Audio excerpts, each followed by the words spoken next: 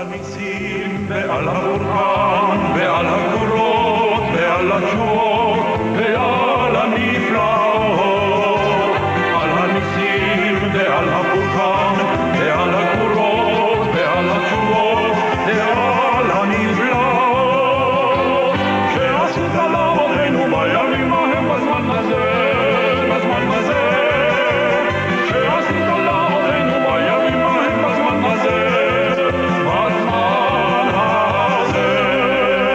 Welcome to Jewish Life, a program presented in cooperation with the Jewish Community Relations Council of New York. I'm your host, Stewart Ain. Every week we present programs of particular interest to the Jewish community, and today we are delighted to welcome back to our program Mordechai Kedar. You may remember him as the Israeli scholar of Arab culture, a lecturer at Bar-Ilan University, vice president of Newsreel, something that's came around in the last year, 2 years, maybe. Welcome to the show. And you're in New York. We got you in New York. Welcome. Thank you. You've been on a tour here in the States, talking to different groups. How many different groups did you get a chance to speak with? Well, this time I came with my wife, so we spent some time in like what could be considered as a vacation. Oh, so I see. This time I took business, in a little bit easy.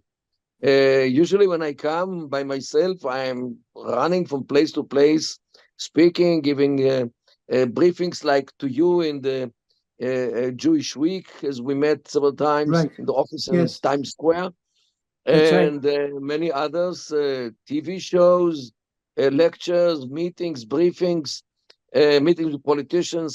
So definitely very hectic when I'm alone. But Right. when I'm with my wife, she wants also some of my Attention. time and my Right. my patience. Yes. Right.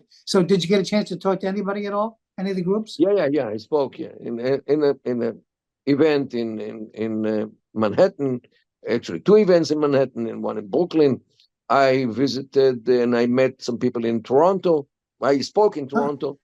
I spoke in Boca Raton. I had Yes. a little bit of running around the place, but not Yes. seriously. Well, what did people ask you? What were they mostly interested in? Well, I must say that after some years, which the problems here overshadow everything, including Israel, now there is a very, very big interest in what happens in Israel, in the war, Hamas, Lebanon, which are, and we, as we speak today, towards the end of June, we are approaching, as much as we see, approaching a war between us and Lebanon. After all, they are shelling and bombing us for almost 9 months. Right. Imagine the whole length of pregnancy. That's right. We are being daily. We are suffering from them. Thousands of Israelis were forced to leave their homes near the Lebanese border. And between you and me, I have no idea how many days and how many missiles and drones would the United States accept, let's say from Mexico, for example, if Mexico decided to shoot missiles and drones on Texas or New Orleans or things like this. How many, I think after the first, the United States would devastate Mexico if they dare to do this. After the first missile, and maybe even before. And here we are for 9 long months, almost 300 days. We are suffering on a daily basis. In some days, they send dozens of them, Yes. kill people, burned almost all the north, which was covered by groves in Israel, which we raised in so loving care for the country, for the state, and for the land. And they couldn't care less, and they burn everything, destroy Israeli communities like Metula, like Dovev, like Yes. Avivim, like so many others. And even if the war ends today, it will take months to reconstruct everything in the north, let alone what happens in the south. So Yes. this is actually what we are facing, and therefore the Jewish communities here in the States are very much concerned about what happens in Israel because of their concerns of what happens here. Because for many, Israel would be viewed as, let's say, the refuge or the place to go when things here become intolerable. But now people are not sure where is worse, here with anti-Semitism and everything, or in Israel with the war. Okay, so yes, the situation is rather complicated, and we in Israel have to face our enemies in a way which will restore the Israeli deterrence, which deteriorated through the last couple of years. But it's clear that Israel doesn't want a war with Hezbollah because Hezbollah has hundreds of thousands of missiles and whatnot. And what I forget the figures. They keep hearing enormous amounts that they're able to store up, and they've been shooting 50,000. What is the number? They would be able to shoot. I think they said 3,000 to 5,000 a day if they actually had to go to war. And that, I mean, they would destroy much of the country. Look, Israel will not sit idly if Israel suffers from such a barrage of missiles. And Israeli officials already warned Lebanon for years already that in the next war, if God forbid will erupt, Lebanon would go back to the Stone Age. Yes. And we repeat it and we mean it. Yes. And everybody knows it. But the problem with Lebanon is not only the barrage of missiles and drones which might be launched by Hezbollah. The danger would I would say, a bigger danger is that Iran will join the war. Yes. Because Hezbollah is the most important and most significant project of exporting the revolution from Iran, and the most successful, I might say, because Hezbollah actually took Lebanon over.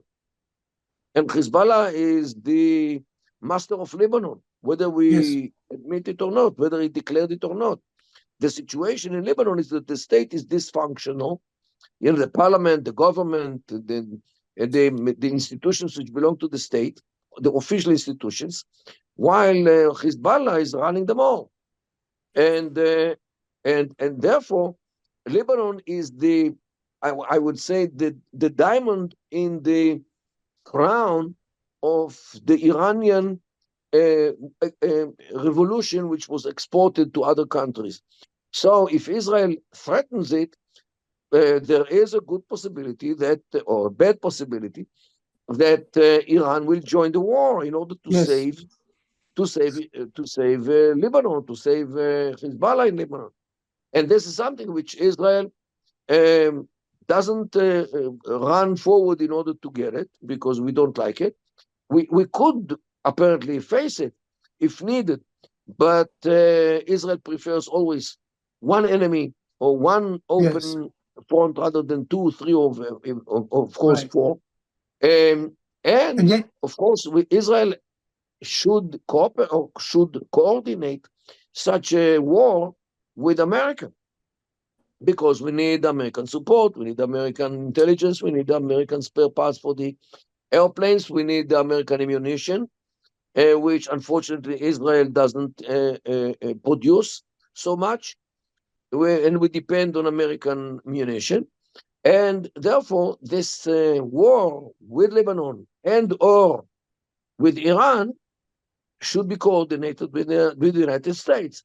And I believe that the aircraft carrier Eisenhower, I think, which was sent to this area, is part of the preparations for the war between Israel and Hezbollah. So that's what I wanted to ask you. Exactly. When the war in Gaza started, the U.S. moved that carrier, the ships, right to the area. Right. Exactly. Henry Ford. And then, are they still there? Are they still going to be used? We don't know what happened to them. they withdrew from the area after like a month, if I remember well, because they saw that Hezbollah doesn't enter the war, in a big, on a large scale, Yes. and border clashes, or maybe border clashes plus, which we have with Hezbollah, as defined by Hezbollah and by others, doesn't justify such a fleet in the sea. Iran didn't join the war. So this Henry Ford aircraft carrier and the entourage of like 12 ships were sent to this area in order to prevent the broadening of the war with Hezbollah and Iran. And since Right. it really happened and the war did not broaden itself to these areas, more than border clashes as are defined by Hezbollah, so they didn't feel that they have to stay here anymore. Now, when the war between Israel and Hezbollah in Lebanon is being more and more imminent, the Americans felt that it is the time to send back American presence in the sea in order to deter Iran again from entering such a war, which inevitably will erupt if Hezbollah continues to bomb Israel and to send missiles and drones against Israel. Now, Russia, France, Germany, Netherlands, Canada, and Kuwait have all told their citizens to get out of Lebanon. Do they know something? And because they all hear the drums of war. And yes. Look, what Hezbollah is doing to us for 9 months almost is a casus belli from the first day. It's a cause for a war from the first day. Yes. And we are almost 300 days with this open check, which was given to us by Hezbollah to open a war. So you expect the U.S. to bring back the fleets and to participate in this war? First of all, we don't expect anyone to participate in the war. If we fight against Hezbollah, we would like everybody else to stay aside and not to interfere. Neither Iran nor the United States. We can take care of ourselves. We don't need any boots on the ground from any country, and we actually don't want. We don't want American soldiers to sacrifice themselves on our altar. We are not here in order to be another star on the American flag. Okay? We do appreciate the American support and the American help and the American backing, especially in the United Nations or in other arenas, but we do not want any American soldier with his boots on our ground. So this is the I would say the little difference between intervention and support. Support is very, very welcome. Intervention militarily, we overwhelmingly do not want. So the ships that were there initially, what were they going to be? Were they going to deter? They are there in order to deter Iran from entering the war. But they weren't going to participate. They would just show. They weren't going to get involved. Look, I think Dwight Eisenhower once sent somebody to negotiate with the Cubans, if I remember well, and he told him, take a very heavy stick, lean on it, and let everyone see it. You don't have to use it. It's enough when you show the heavy stick. Well, maybe that heavy stick ought to start moving back into place, because it seems like we're getting closer and closer. And of course, everybody, it's summertime, and American kids go to Israel for the summer programs. And so, yeah, it's not a good time right now. How do you see the war with Hamas going? The war with Hamas, as Israel declared, entered phase 3. Yeah. Phase 3 means maintaining the Israeli, I would say occupation, but maintaining the Israeli grip over Hamas in order to make sure that Hamas does not return to its power, military and civil, on the civil arena. We are in Rafah in order to stop the smuggling of weapons and ammunition from Egypt, which didn't stop since the beginning of the war, and only since we took Rafah over, Yes. we succeeded to stop this smuggling. And this actually what enabled Hamas to continue the war against us, in spite of the fact that Israel is way much more powerful than Hamas. But they are still fighting from behind the women and the children. And this is why there are casualties within women and children, let alone the fact that they are still keeping and holding to our hostages. And you know, this actually shows you the nature of such an organization. They could not care less about their own people.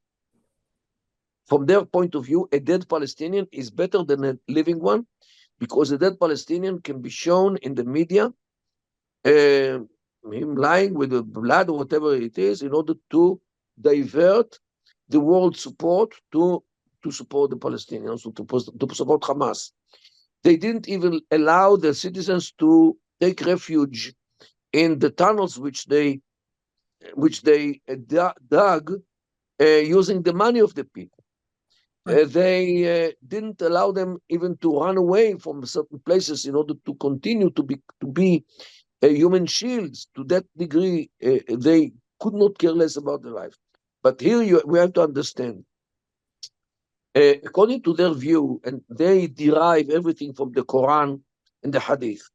In the Quran, there is a verse which says, in free translation to English, don't consider those who died on the path for Allah as dead people. No, they are alive. Allah caters for them, or Allah feeds them. Stewart, according to their belief, and they believe in the Quran, according to their belief, those people who died, and they show a number like almost 40,000.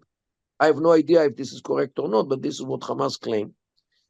Not even one of them is dead, because they are all alive, because they died on the path to Allah, on the war for the sake of Allah.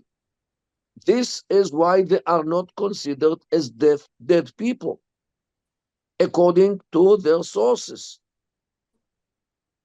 Yet, since the West considers them to be dead because they are dead, factually, so they can play on this issue that they are dead people. But for themselves, they don't consider them dead.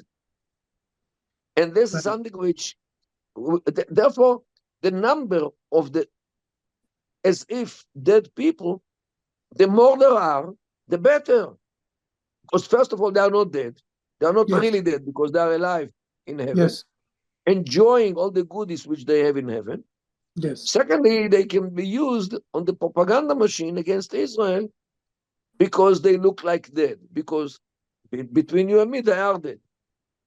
So this deviation of the conceptions of death and life as they believe in enables them to be so cruel, so heartless vis-a-vis their own people, claiming that they are not even dead. And this explains part of this, how come they don't care about the people whom they declare that they came to defend. Yes. What about the... And this is something which Westerners don't get it. Because they think from Western point of view, while here in the Middle East, the concepts are totally different.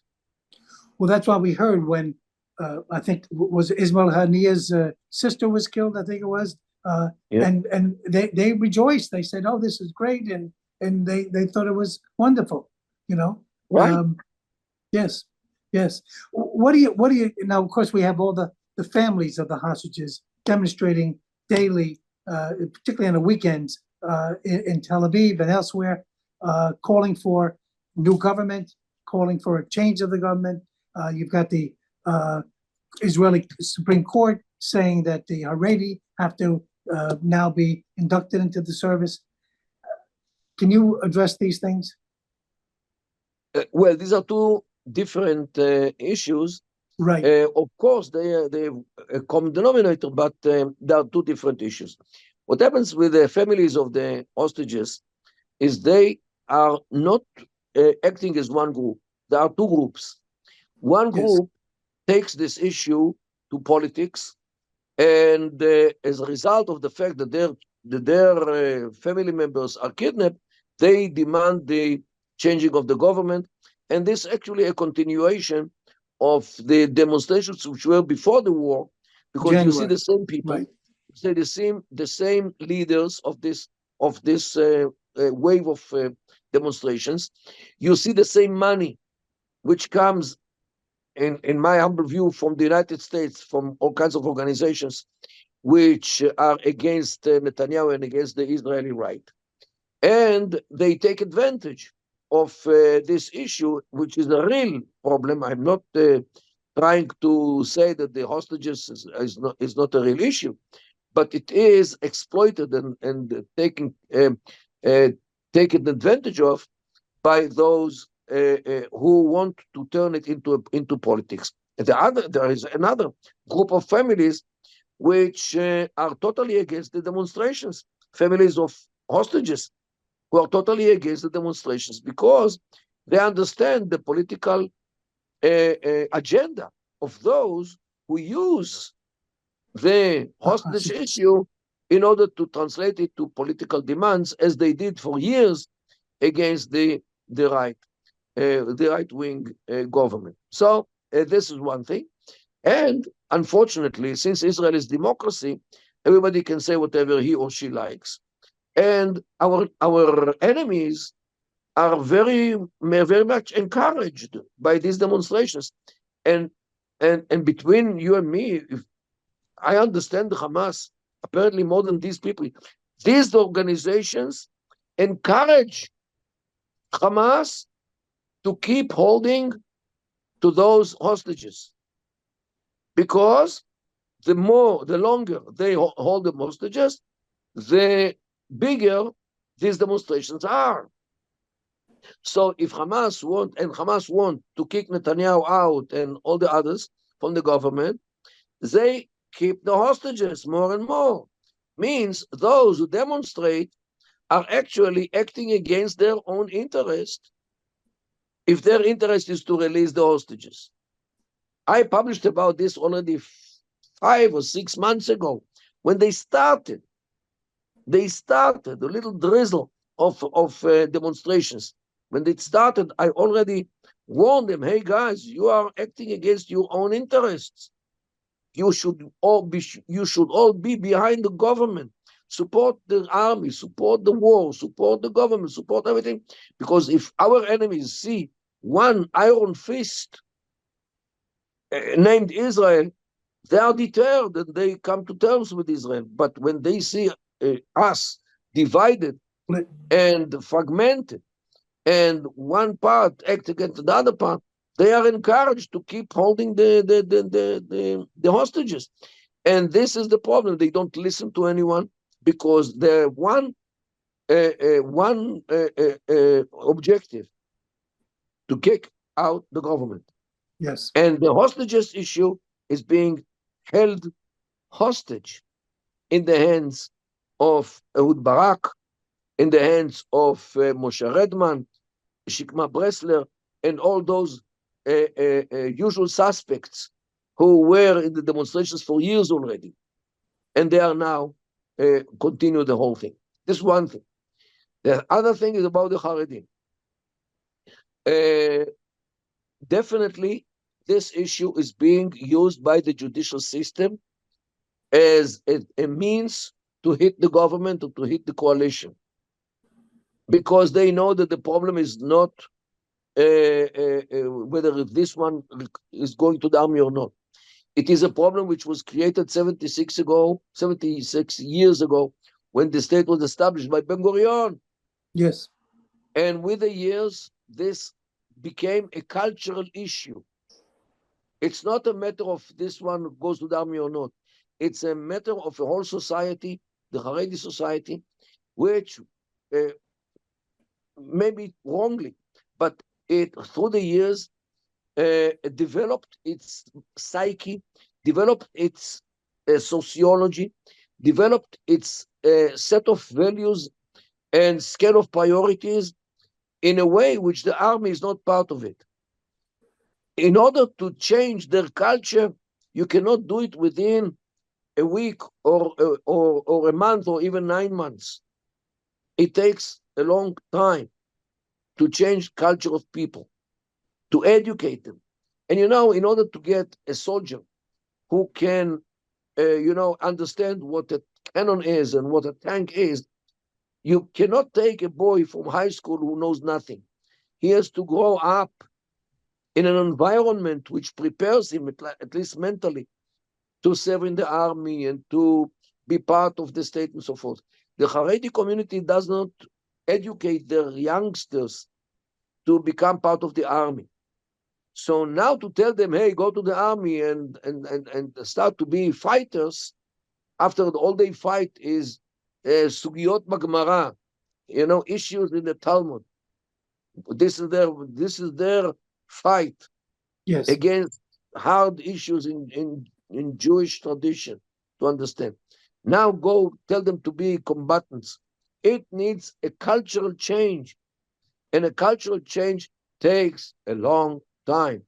It's not a little car which you can take a U-turn. It's like a train.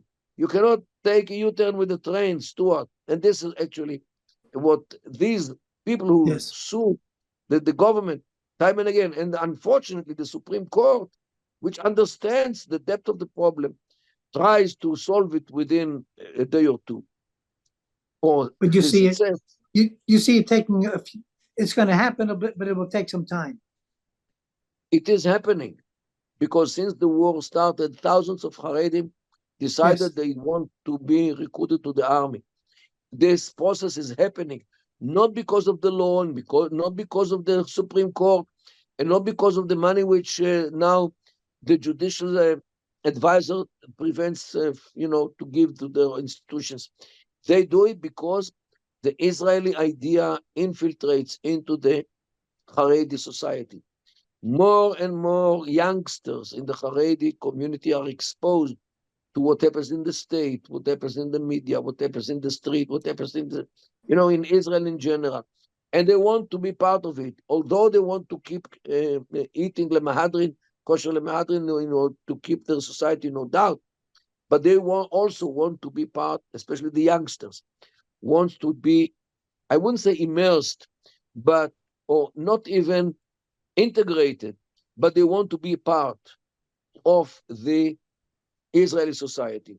And the most powerful ticket to enter the Israeli society is to serve in the army. And they want it. And there are those who, in spite of what their families in many cases think, they go to the army and they serve in the army. And during the last 5-6 years, you don't see any more families who sit Shiva. It means mourn the fact that one of their sons went to the army. No, they don't mourn anymore. They accept it. And since the war erupted, whenever a Haredi soldier comes back home, they accept him with singing and dancing. Good. Well, Mordechai Kedar, this has been a great fast half hour. Thank you so much for joining us. Great to see you again. Have a great trip on your here. Thank you so much, Stewart, for having me here. Whenever you like, I'll come again. Thank you again. This has been Jewish Life. My name is Stewart Ain. Until next week, have a good one.